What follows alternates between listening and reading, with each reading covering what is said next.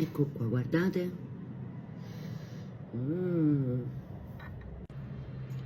Una bella frittata di riso allo zafferano.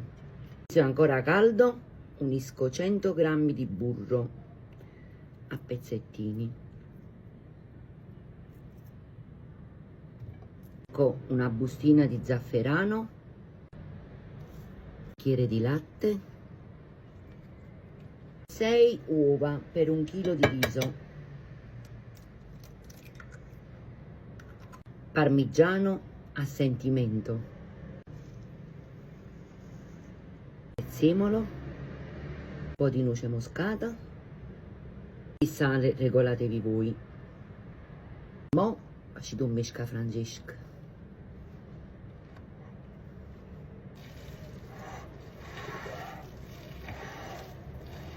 Questa frittata di riso ve la faccio fare al forno. Prendete una placca bella, piena di olio. Uniamo metà del misca Francesca di riso che abbiamo fatto nella placca.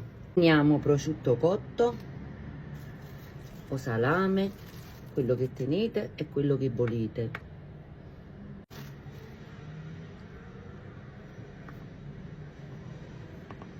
Scamorza, sempre i formaggi, quello che tenete e quello che volete. Chiacchiere. Mettiamo il restante riso.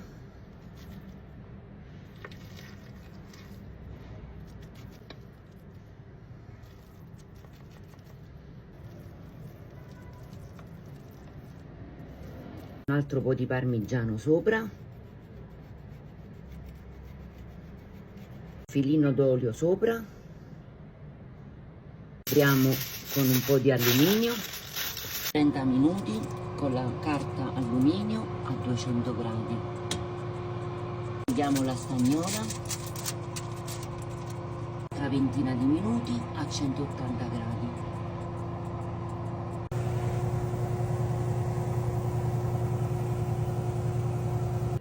Assaggiamo.